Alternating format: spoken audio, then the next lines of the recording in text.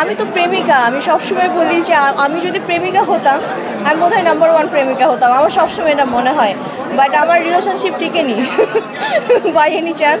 So যদিও এখন single লাইফে আছি, বাট প্রেম তো করেছি, লাইফে দুটো প্রেম করেছি। এবং সেই সময়ের যে ছোটো ছোটো যে অনুভূতিগুলো, সেই সময়ের বিরহগুলো, ভালো লাগা, ভালোবাসা, সেই অনুভূতিগুলো আমার মধ্যে ছিল। এবং আমি পারিপার্শ্বিকতায় যা দেখি আসলে সেখান থেকে আসলে কবিতাগুলো লেখা। আর প্রেম ছাড়া আমার মনে হয় মানুষ মানে বাঁচতেই পারবে না।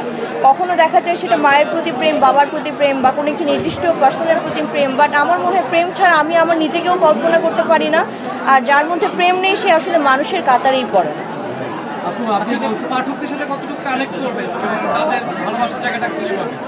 অনেক বেশি কানেক্ট করবে, কারণ প্রত্যেকের জীবনে তো প্রেম ভালোবাসা আছে। হ্যাঁ,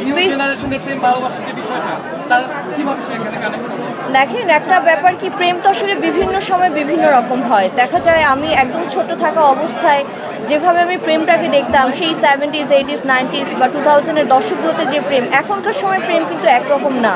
এখনকার প্রেমটা আবার ডিফারেন্ট।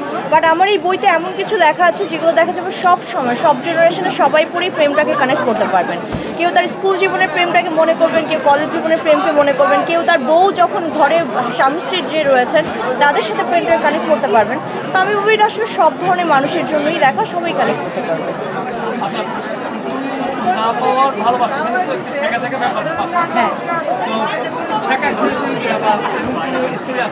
ছ্যাঁকা খাইনি, অসংখ্য ছ্যাঁকা দিয়েছি, অসংখ্য ছ্যাঁকা দিয়েছি। আমার ফ্রেন্ডরা ছিল যারা একসময় আমাকে ছ্যাঁকা সম্রাট বলে নাম দিয়ে ডাকতো। এবং কোনো ছেলেরা আসে তারা খুব মজা পেত, তারা খুব মজা নিত এবং তারা দেখতো যে আমি কোনভাবে ছ্যাঁকা দিই। এবং একটা জিনিস কি, যে একটা সময় মনে হতো যে প্রেম ভালোবাসা এগুলো হাস্যকর মনে হতো, যেগুলো মানুষ কেন করে। যখন প্রেমে পড়েছি প্রথম, তখন বুঝলাম যে মানুষ আসলে প্রেম কেন করে। আমার ছ্যাঁকা খাওয়া হয়নি, তবে আমার খুব পছন্দের একজন মানুষ আছে যাকে আমি আমার থেকে দূরে রেখে দিয়েছি। তো এই বইটা কিন্তু তার নামেই উৎসর্গ করা, উৎসর্গের পত্রে কিন্তু তাকে নিয়ে লেখাও আছে যে আমার জীবনের যে না পাওয়া ভালোবাসা, তার জন্যই আসলে বইটা ডেডিকেট করা।